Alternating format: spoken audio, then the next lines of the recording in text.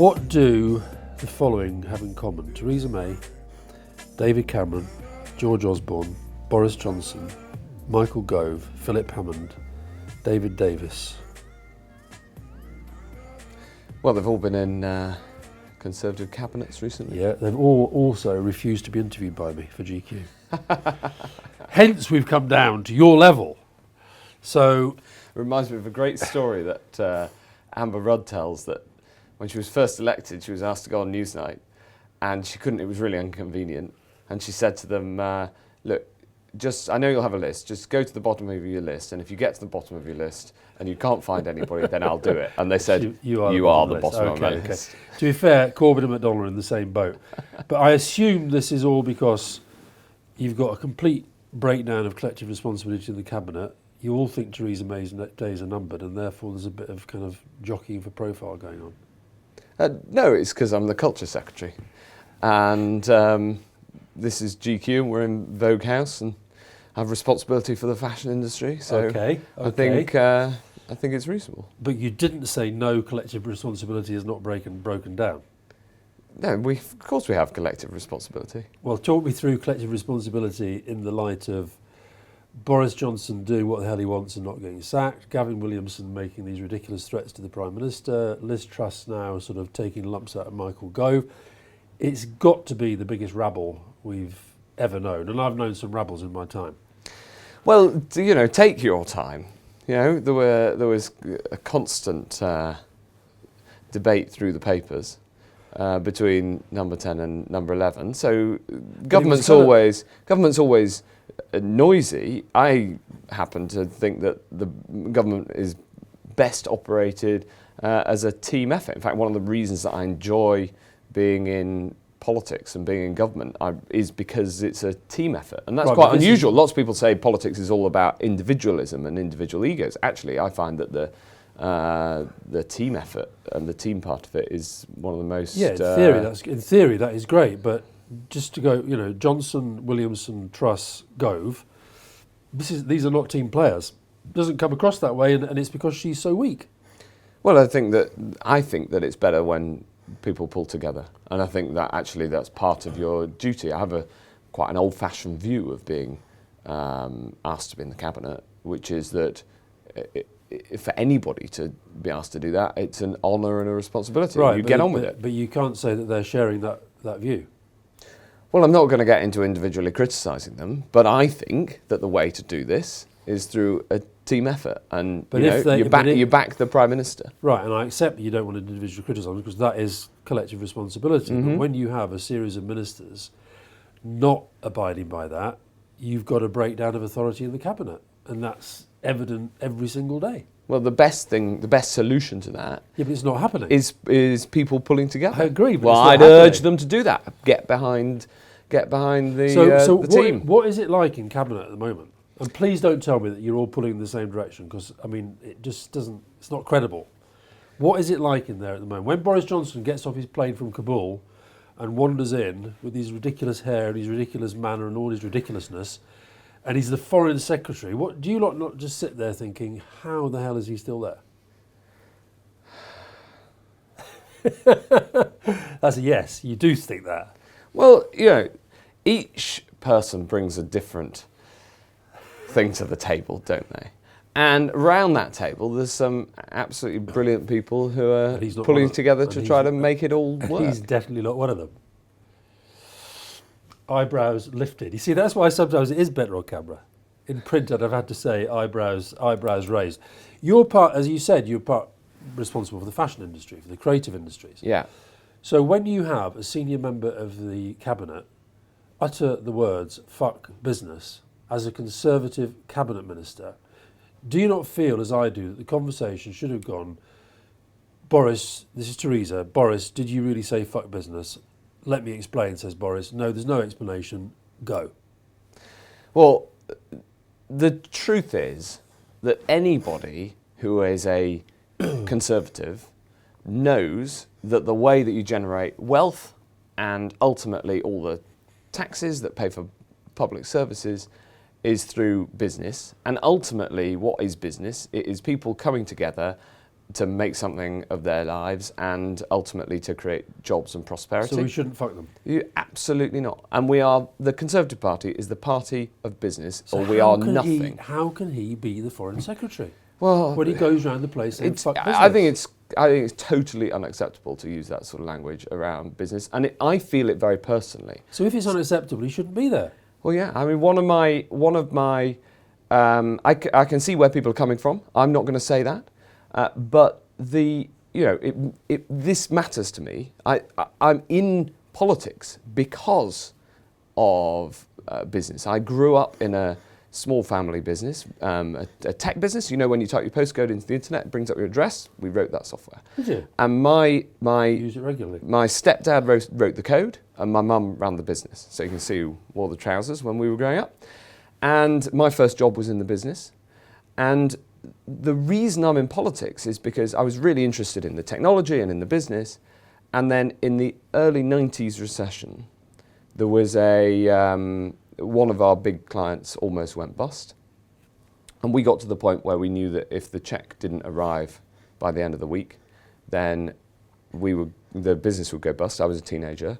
Both my mum and my stepdad would lose their jobs. We employed about 20 people, and we felt a great sense of responsibility to them. So have you said this in Cabinet to Boris Johnson? I think maybe I'll explain the impact of business and how it actually is about creating prosperity. Did anybody around that table in the first meeting after he said, fuck business, did anybody say, do you realise the damage you're doing to this country? Well, I'm not going to break any Cabinet He does every week. Yeah, and I do politics differently. Okay, but it would be a failure of that structure if Boris Johnson behaves the way he does and nobody, including the Prime Minister, doesn't absolutely call him out for it. Well, the Prime Minister has clearly...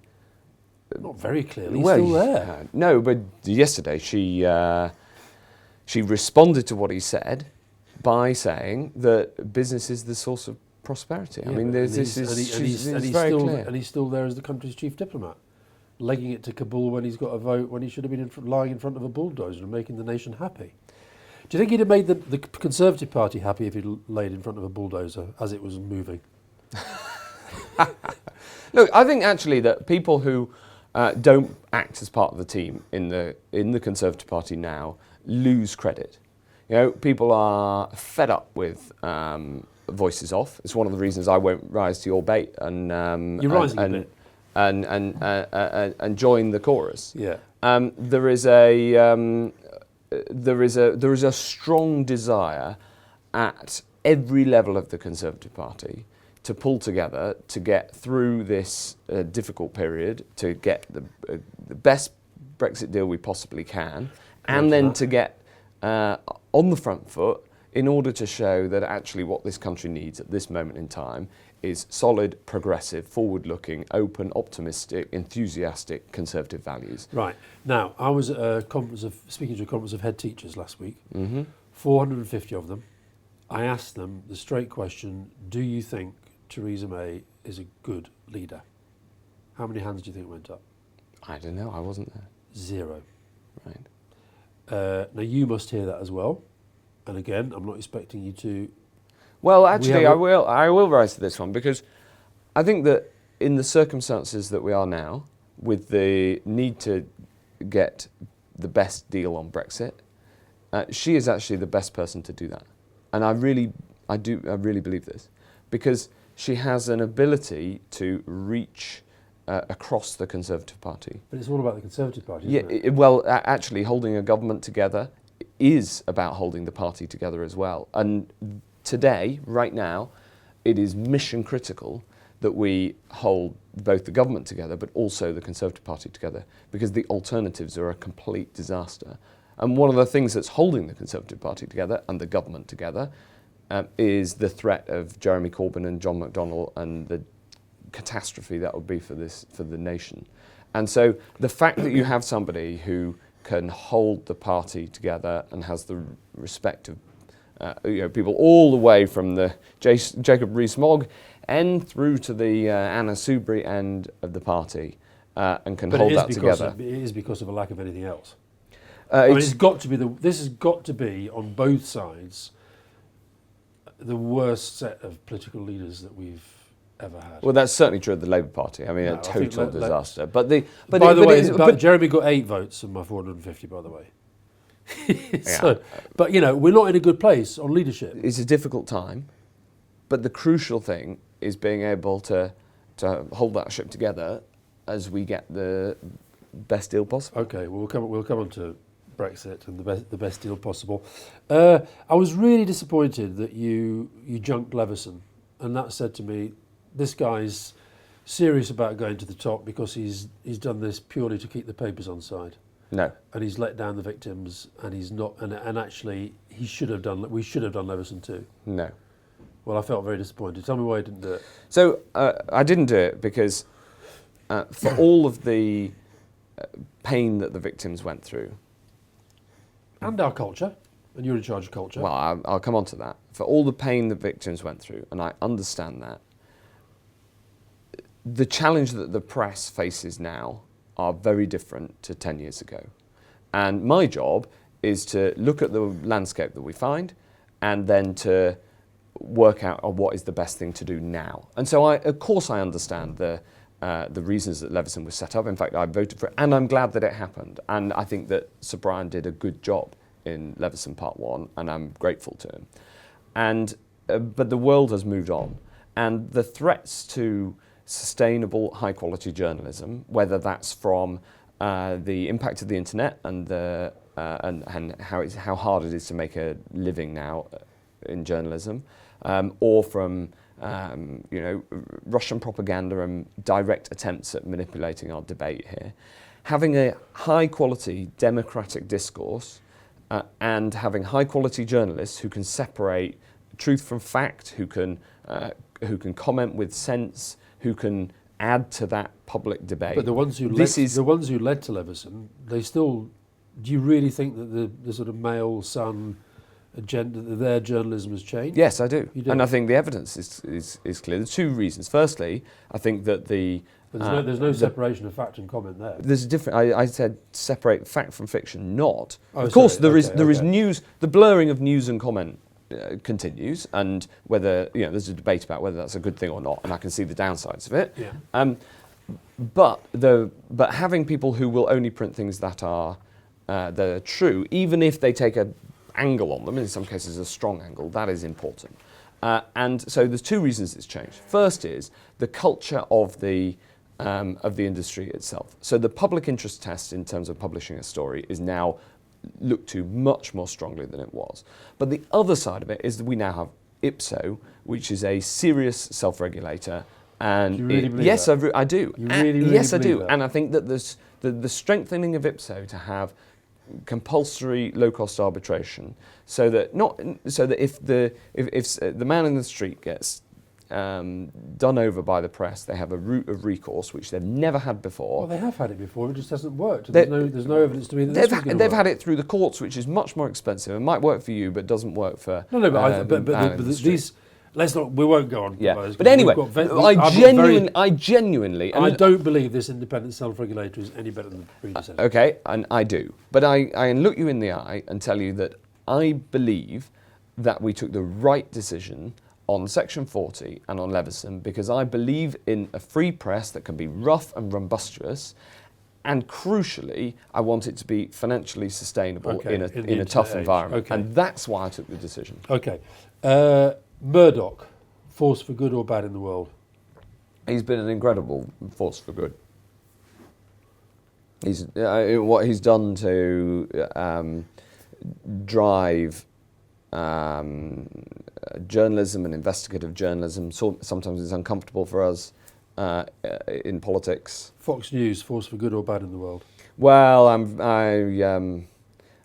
glad we've got I'm glad we've got balance in broadcasting here. Right, but Murdoch is all about non-balance. And also, but can't, the papers, you can't say the papers as a whole. No, but you can't say Murdoch has been good overall for standards in journalism, can you? Oh well, I think there's innovations in journalism been incredible. Think of throughout. Look, you've got to look at his whole career and everything he's done over 50, 60 force years. for good or bad in the world? Well, likewise, what he's done to keep the Daily Mail both here as a significant newspaper, and globally, with the Mail Online being one of the biggest news websites in the world, incredibly impressive. So Dacre force for good. Yeah, and I think that in newspapers, yes, and I think that in newspapers, having they love him. No, I think that in newspapers, let me finish. Yeah. In newspapers, having a wide range of opinions, right? From the Express through the Mail and the Murdoch papers. That's diverse, isn't it? Hold on, the Express, Mail, Times, papers. right? The Times, and then the Guardian, the Mirror. Having that broad range of views, I think is a really healthy thing, and it's healthy in the UK. Now it means that we politicians have to have a thick skin, right? Yeah. But that's part of life. You don't go into public life if you don't want to be criticised. Sure, but you do meet people who don't go into public life precisely because of our media culture. You must have met people like that.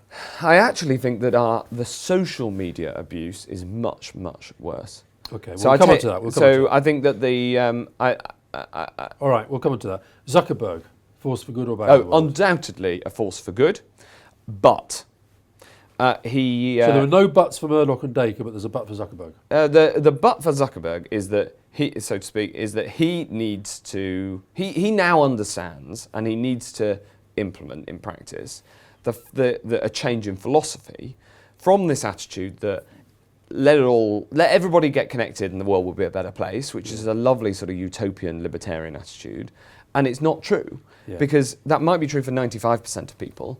But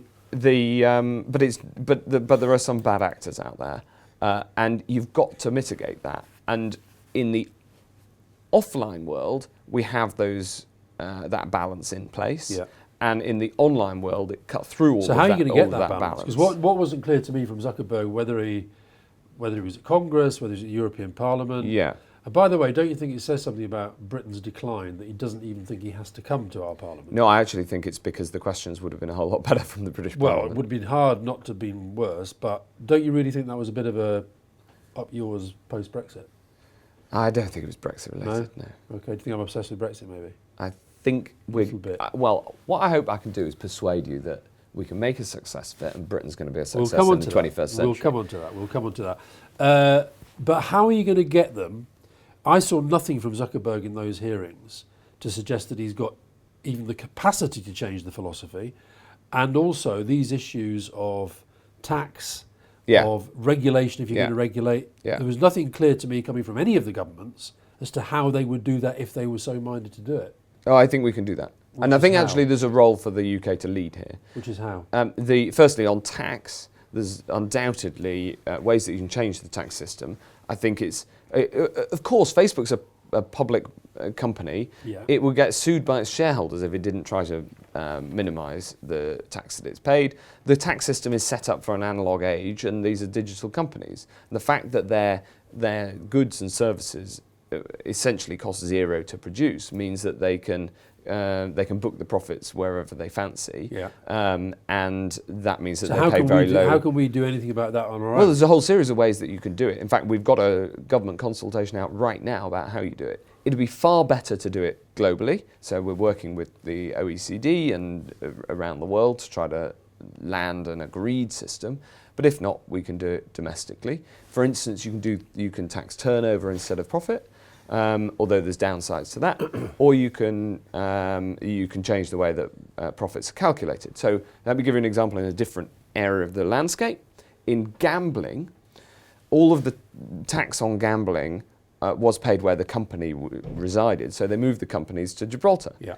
We made a really simple change, which was that you now book a bet at the physical location of the punter, not the company, which means that whenever anybody places a bet, whether it's on their phone or so why are they all still in the Isle of Man and Malta and Gibraltar and around those places? Well, I think that's just because we've only changed this about 2 years ago. Okay. But the tax take has gone up again. So there are changes that you can make to reflect the change of technology. Right. And I think that we should do that.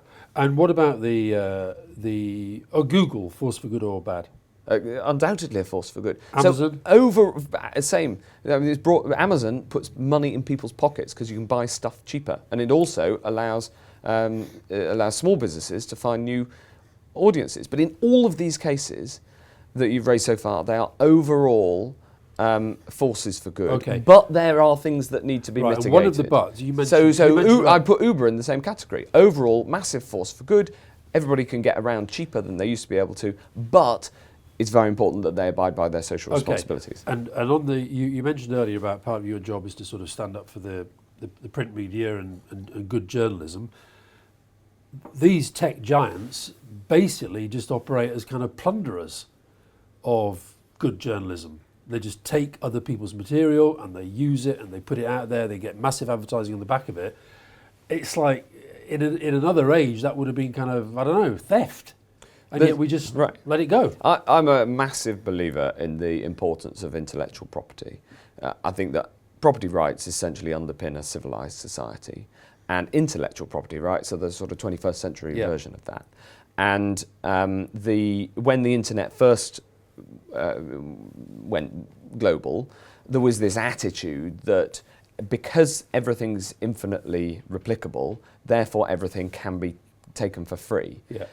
And we saw this with Napster within the music industry, and we've seen it in terms of copyright infringement online for journalism as well. And I think that that's wrong because content producers need to be rewarded, and ultimately it's not happening yet. No, we want to do something about it. Well, what are you going to do? Well, there's a whole number of ways that you can solve this problem. The first is the question of when copyright is broken, who is liable?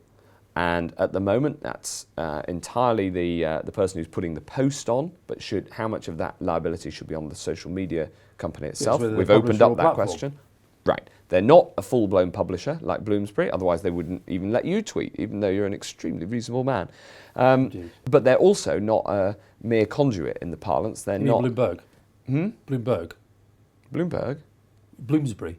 Like Bloomsbury, right? They're not a publisher like Bloomsbury. Right, okay. Right? You're going back there, right. But they're also, and they're not an old-fashioned publisher because they don't control everything that goes out on their sites. But they benefit from it. Well, they benefit. They're not just a mere conduit, which is their legal argument, which is, we're not responsible for anything published on our site. Yeah. They're in the middle. They claim to be tech when they're actually media. There's elements of media. So, for instance, there's a court case going on right now about whether on an advert that's served, they should have responsibility for what's on the advert. And the argument is, and I can see the merits of it, but it's a court case, so I'm not going to get involved.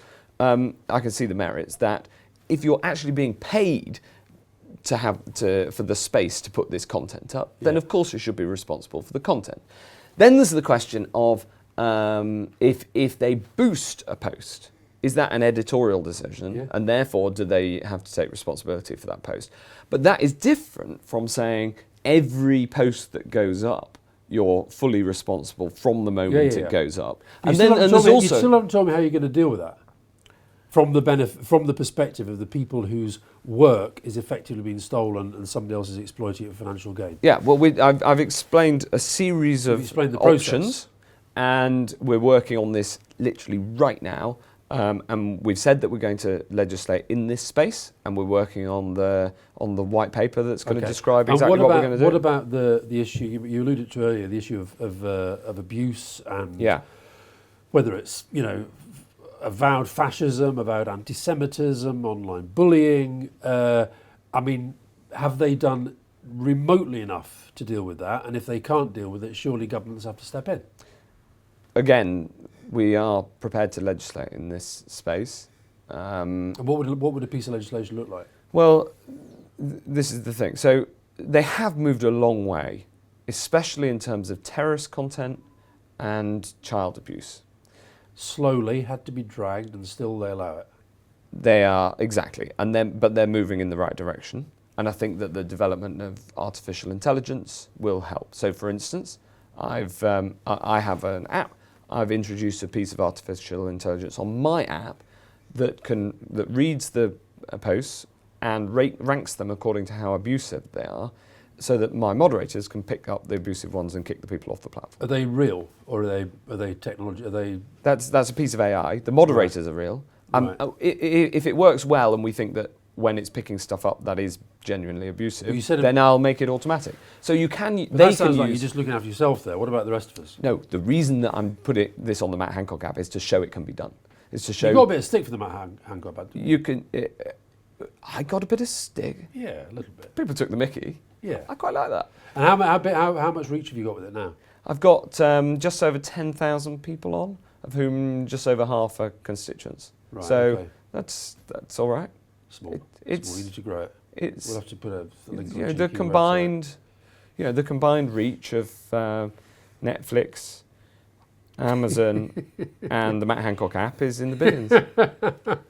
What about the? Do you see these guys like the Zuckerbergs and the kind of tech giants? I mean, is there not a real danger that these guys are like the kind of new oligarchs? They because what's came across with the Zuckerberg hearings is that the politicians didn't really understand the world that he was in, Yeah, and that gives him a massive advantage. yeah.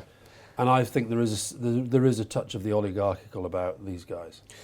I think that the blinding with science is a serious problem in this area, and I think it takes people who understand the technology but also get the politics and the need for society to be in control to say thus far and no further. And I think that there's a self-confidence that we need as a body politic, as a society, to say actually the legitimate rules that we set as a society are set collectively, ultimately through Parliament. That's how we do it in Britain. And there's been this attitude for too long, for a generation, that because the companies are global and because people don't really understand the technology, therefore we can't do anything about it. And I think that's completely wrong. Right, but that's why I think it was relevant that he just sort of said, no, I'm not going to go to the UK Parliament. Yeah, but UK Parliament can pass laws about what happens in the UK. Thanks very much. Right. You mentioned gaming earlier. Oh, sorry, one final thing on the sort of social media thing is that, you know, the whole mental health agenda, Yeah. where we sort of think we know that social media is having a detrimental impact upon mental health of young people in particular. Yeah. But we don't really know whether that's what it's about. Yeah, so I think this is really important. The mental health agenda and the impact of social media and technology more broadly, it's not just social media. I think that the response that we need to all this new technology, yes, includes the laws, and it was interesting that your first reaction when I mentioned laws was, okay, and what sort of legislation? And that's reasonable because that's how policymakers think. But actually, a lot of it is about society responding as well. For instance, should head teachers ban phones in the classroom? Where I think that they should, and things like I turn my phone off and leave it downstairs overnight. Lots of people will use their phone before going to bed, but the backlight from the phone actually keeps you awake. So there's a. What about if the number 10 press officer phone you to say they want you in the Today programme? I mean, you've got to say. I've got a landline. There's some discipline in this government. I've got a landline if it's you're in a really hotel? urgent. Nobody ever You're in a phones on it hotel. though. Exactly. Nobody phones landlines anymore. Yeah, but the office can call it if necessary. Okay, So, enough. but the point I'm trying to make is you can't possibly legislate for how society changes the way that it uses the technology for technology to be a force for good. But technology can be an enormous enabler as well. This is why I think overall, when you listed all of these companies, they're a positive force for good overall. I'll give you one example. And I've never really talked about this before, and I'm quite nervous talking about it. But I'm dyslexic. And I found that out. I didn't find that out at school, and I only found that out at university when a tutor said to me, "Hold on, you're good orally, but you can't get it down on paper." And I think that if Microsoft had invented spell check 5 years later, then it would have had a massive impact, negative impact on my career, because by the time I got into the workplace, everything was done on word processors, and that solved my very serious spelling problem. Spell check arrived just in time for me to be able, as a dyslexic, to work perfectly effectively in an office. And I've never talked about this because it's a sort of it's a weakness, and people don't like talking about it makes you feel vulnerable talking about it. But actually, it with the help of technology to help mitigate some of the problems, actually, I think that being dyslexic helps you think more laterally, and because you've got to work your way around problems. How does it affect you now? Well, I'm a very slow reader, so I have to have things written in a pithy way. I think it has the upside that I write in a pithy way as well. And I think it's probably been overall for the best, although it's caused a couple of disasters. I was the agent in the 2001 general election campaign in the seat of Guildford, and you might remember, for a wonderful man called Nick St Aubyn, you might remember that the Tories lost Guildford in 2001. Indeed. And very good day for the world. Nick, the MP, the sitting MP, he wrote his election address, and then he gave it to me to turn into a leaflet that went through every of the sort of 50,000 letterboxes in the, and it was only after he'd written it and I'd put it in, turned it into a document to be printed, and then sent it to the printers, and then sent it to the Royal Mail, and it had been sent out, that we noticed that where I'd brought up a subheading, and he'd written, "We want to unite the community," I had written, "We want to untie the community." Oh dear. And not spotted the error. And was it spotted when it came out? It was spotted by Labour Party rebuttal, I hope. by people across the Guildford constituency. And of course, at that point, Microsoft Publisher didn't have spell check because it was the early days, whereas Word did. So, there's a... so my dyslexia has got me into trouble in the past. But these days it doesn't have the same... I now feel like I can talk about it because I kind of want to say to everybody who is dyslexic, you can reach the top table in your chosen profession, and the technology exists to help you. But the most important thing was being diagnosed and told that I had it, because then I could work on the workarounds. I was about 19 or 20. Okay, so that's late. Yeah. I did all throughout school. I was just regarded as not very good at English. Right. Whereas, actually, my well, I think I'm not that bad with use of language. You mentioned responsibility for gambling, gaming, and you're also DCMS or DDCMS sport.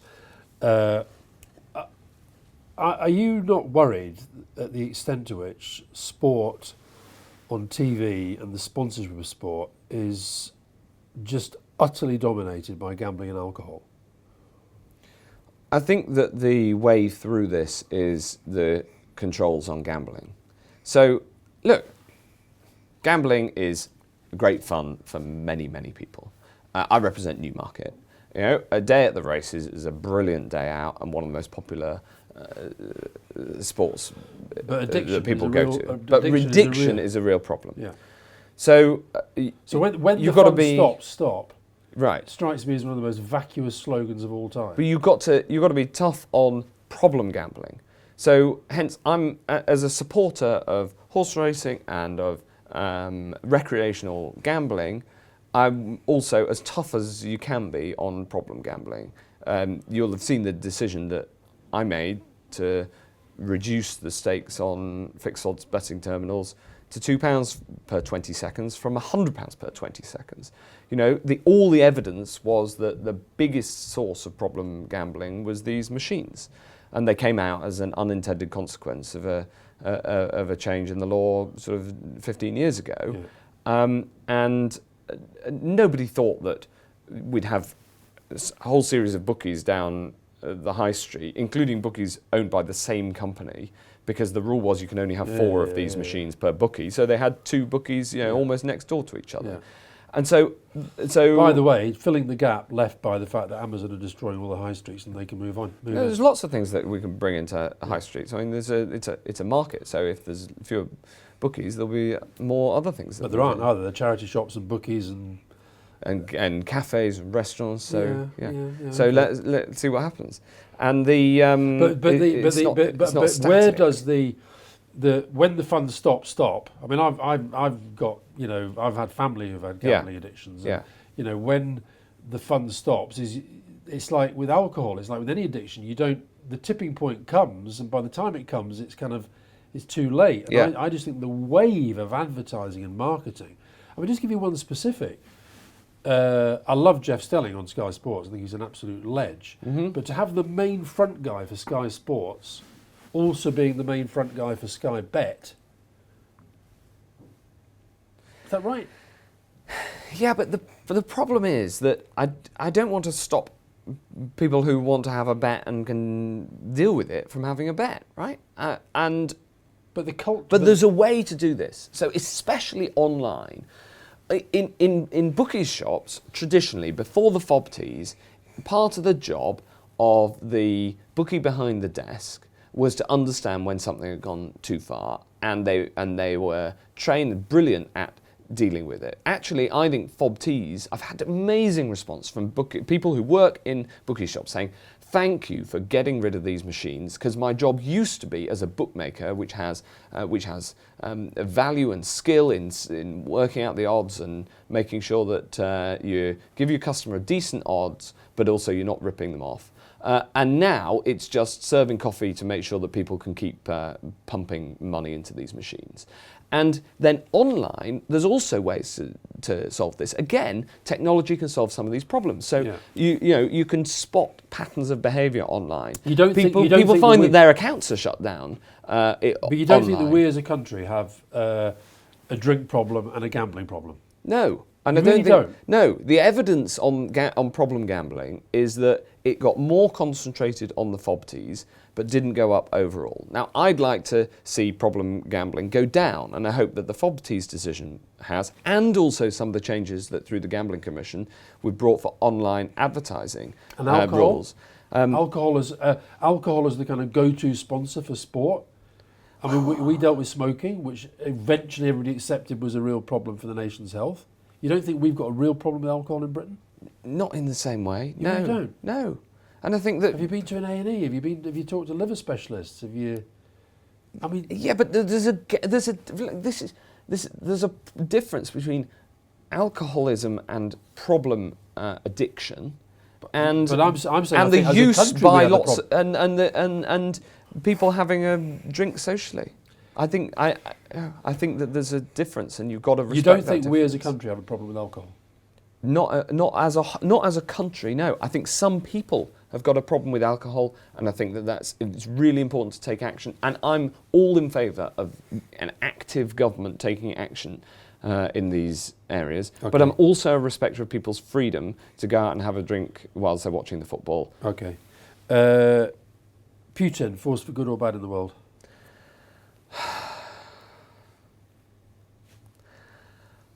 I think that the West as a whole has a massive job to do to win our argument for liberal values in the 21st century. And I don't think that's the direction that Russia's been going in. And there's other countries around the world that have made that more difficult too. Trump, force for good or bad in the world? Well, he is the President of the United States, and I respect the office enormously.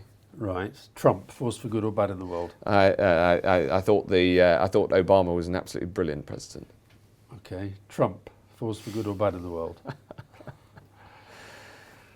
He's bad. I believe in the integrity of the values of the West, and so I find it very hard to criticise the President of the United States because I respect the presidency of the United States, and I think the United States is a massive force for good. Right, but is there not a danger? There are quite a lot of parallels with the 30s around at the moment. Is there not a danger that because we, for reasons of special relationship and all that, we don't particularly want to call him out, that actually what happens is that we normalise and we tolerate behaviour that fundamentally is not at one with our values? No. You don't think there's a danger of that? No. I think that the danger of the West splintering by just constantly having a go at each other is much more serious. Yeah, but that's why Brexit is so difficult for me. Is I think it's part of the West splintering. No, because the West is more than just the US and the EU. You know, it is a series of self-governing nation states in a whole series of overlapping multilateral agreements. And who essentially a rules-based framework. We've chosen not to be within one of the rules-based framework, but we remain in many of the others. At a time when the President of the United States clearly doesn't like rules-based frameworks, is pretty sniffy about NATO. For reasons. So I'm very happy to criticise individual decisions of the US administration, but I'm not going to go personal on it. But the bigger picture is this, that liberal values, which put the dignity of the individual at the core of our political philosophy and say the freedom of the individual to act is at the core to what we're protecting. And when we limit that freedom, we're doing it for in order to protect people as a whole.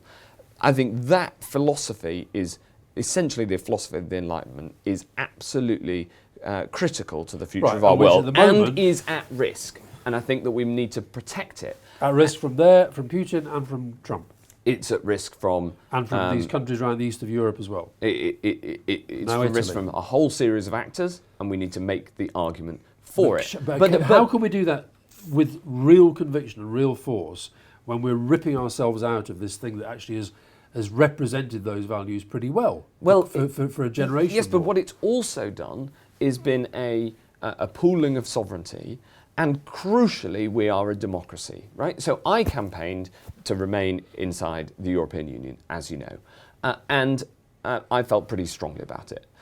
But I also, before the vote, said that we will respect the result. And I said that because I thought we were going to win, but also because I respect democracy more than I respect any individual particular decision. But are you going to? And so we've got, and this is true of you as well, Alastair. We've got to respect the result, because the impact of going back on the result of the referendum would be, in my view, catastrophic for trust in politics, in the institutions.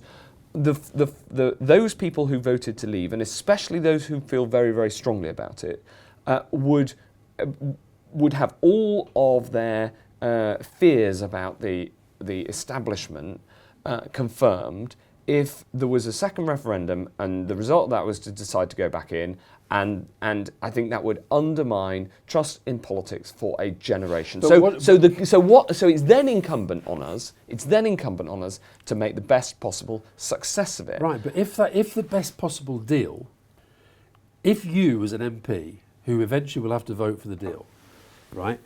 If you do so knowing that it's going to make the country poorer, knowing in your heart that it's probably going to make the country weaker, and at the moment, every deal, every which way you look, those two things seem to be pretty certain.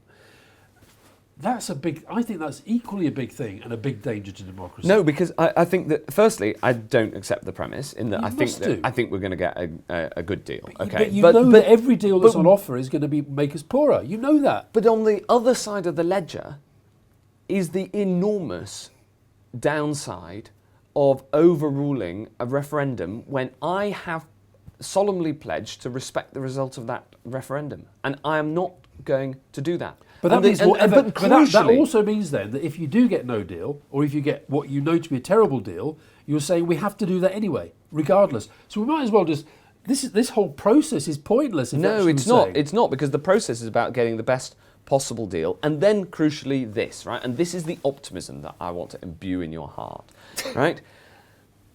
We get the best deal that we can. And then Britain is going to succeed, because there is something bigger than Brexit, and that is a massive technological revolution.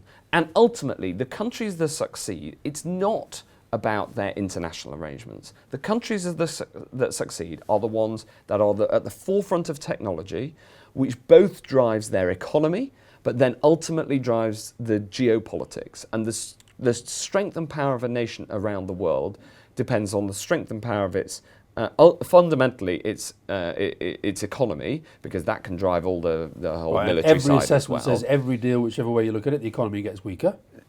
Every single one of your own government impact assessment papers. The impact and the power of us to be at the cutting edge of some unbelievably transformative technologies, which are bigger than anything we've had for 100 years, it gives us the opportunity to be incredibly But only if we successful have in the the right 21st. people here and the right investors and the right innovators. Yes, and we can do all of that. Of course we can. Of course we can.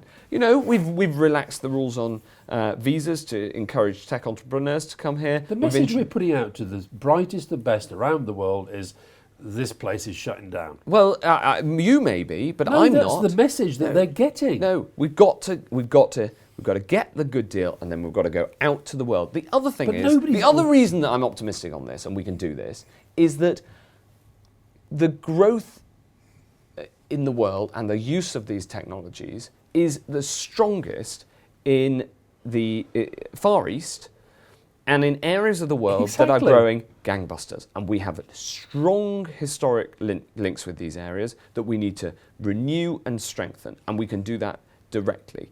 And this is where Liam Fox's air miles are going to save the nation. We need to work with the whole world, right? This technology does not... we can work with the whole world now.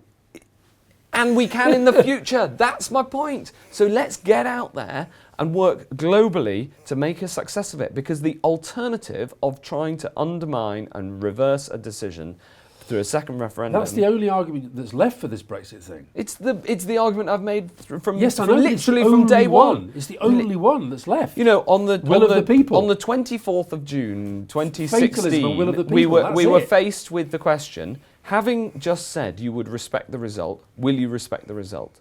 And my answer, on a point of integrity, is yes. We respect the result. But democracy doesn't end at that point. And if, as you go through the negotiations, the country, will of the people, decides, actually, do you know what? No. And do you not think as well on the digital side, you've got Russian collusion, you've got potential crimes in relation to funding, crimes in relation to the use of data. If this vote had been in the Central African Republic, our election observers would have been coming back saying, hold on a minute. No, I don't believe that. Really? No. The Russian collusion? Not real? There's evidence of some. Right. But the data crimes?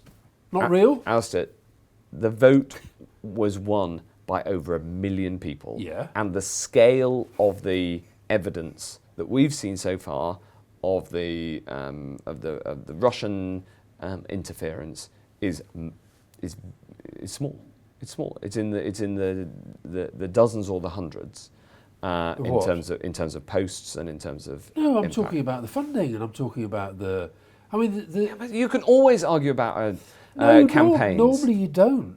That's my point. Normally you don't. Always. Honestly, I'm a Conservative politician. Okay. The Labour Party is always complaining about how the Conservative Party is funded. And what Wrongly, happens, wrongly, and what totally unreasonably. What happens? But they do. What happens when there's a breach of the law is you have a by-election. It was a legitimate vote.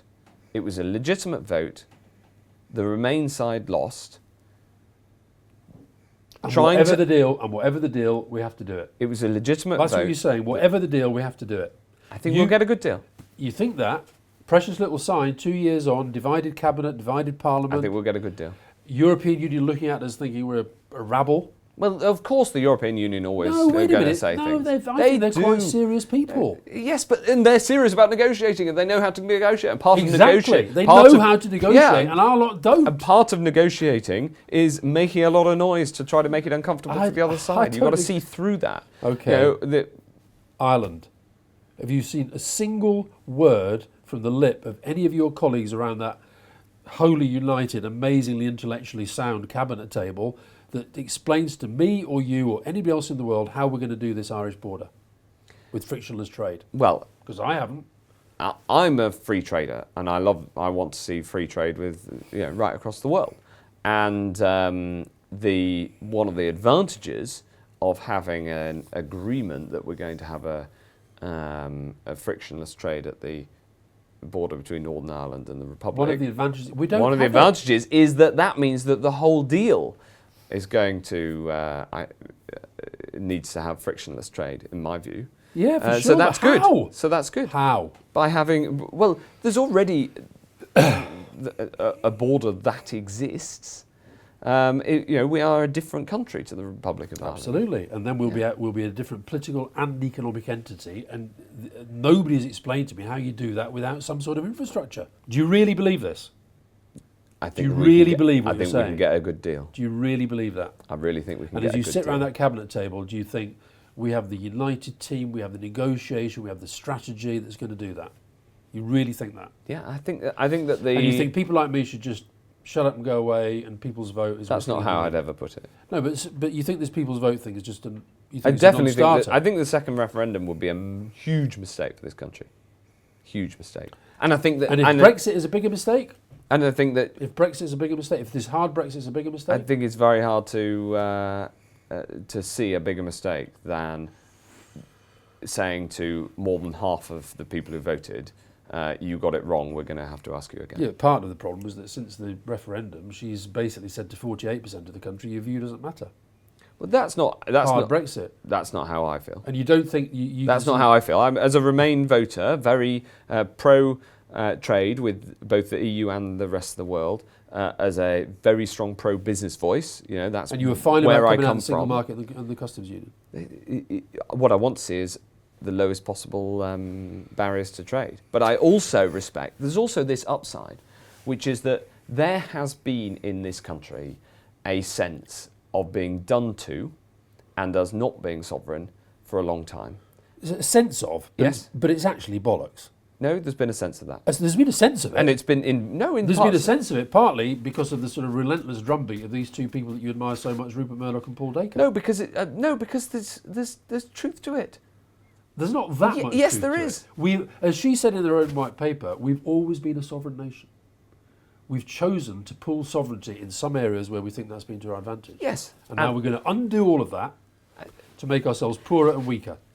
Well, let me give you the political argument on this, right? Which is that there has been areas where we have been done to. I know that because I've been a minister being told you can't do this, even though it's obviously the sensible thing to do because the Commission says no. Okay? Like what? So, Give me an example. Give me for instance. I'm making the bigger argument. No, right? I can because give you there aren't endless. that But many. yes, there are, and I've lived it. Okay? Right, well, if you've lived it so intensely, you must be able to tell me what it is. I'll give you on some of the procurement questions. Okay, can we buy this even, which is clearly the best thing? No, the EU rules say All no. right, well, okay, so but I don't want to go down that rabbit hole. My point is, it happens, and it happens all the time as a minister. So there is frustration, and it is reasonable. And the Brexit vote has led to directly the collapse of the far right in Britain. We are the only country in Europe where the right-wing parties, both the BNP and then UKIP, have collapsed. There isn't a threat from right-wing populism, and that is because Brexit has been like a pressure valve, and it has released this pressure of the sense that we are being told what to do as a country. And that is an upside. This is the argument. I was on television with Farage the other day, and he was taking credit in exactly the same way for saying that UKIP co-opted the BNP vote. You're now saying that you've co-opted the BNP vote and the UKIP vote.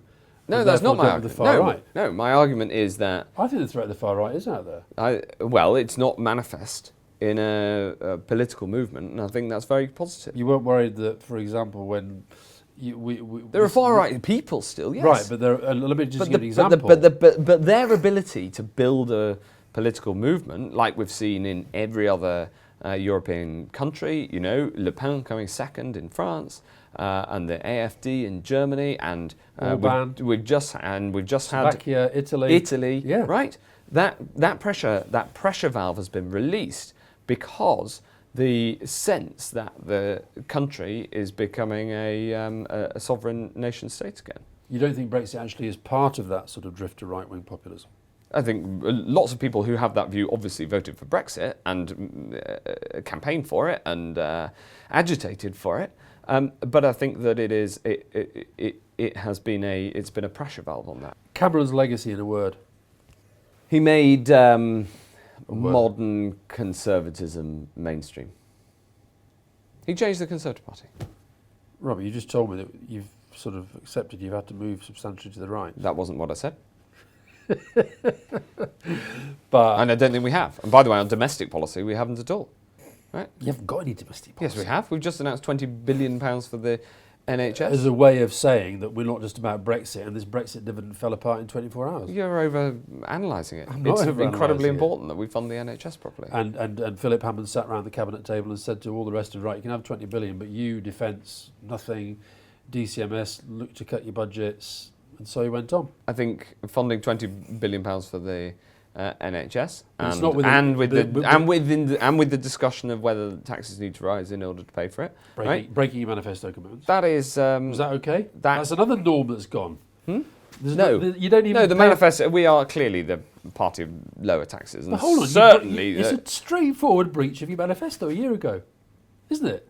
well, no, because... As a matter of fact, it is, isn't it? No. How is it not a breach of your manifesto which said we're not going to put up taxes? But it didn't say we're not going to put up each specific one.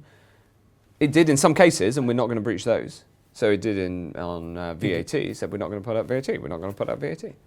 Look, anybody who voted Conservative thought they were voting to keep their income tax and their corporation taxes down, right? Very good. They're going to go up. No, that's not what I. So that's not what I was which saying. taxes do you think will go up? That's- then? you can't. Okay, blah, de, blah, de, blah, de, blah. We haven't mentioned the BBC. That's probably a good thing, isn't it? Why? Don't you like the BBC? No, I do like the BBC. I do like the I love BBC. the BBC. I'm a bit alarmed at their coverage of Brexit. I think it's far too close to the government line most of the time. Oh, honestly. Do you watch Black Mirror? No. You don't watch Black Mirror? Okay, that's the way to know. You claim, this is my last question, you claim that you listen to grime in the car. Yeah. Right, sing me a grime song. No. Why not? Because Give me the lyrics of a grime song. no, I'm not going there. Matthew Hancock, thank you very, very much for failing to persuade me about Brexit and for failing to persuade me that your cabinet is anything other than a complete rabble. There's still time.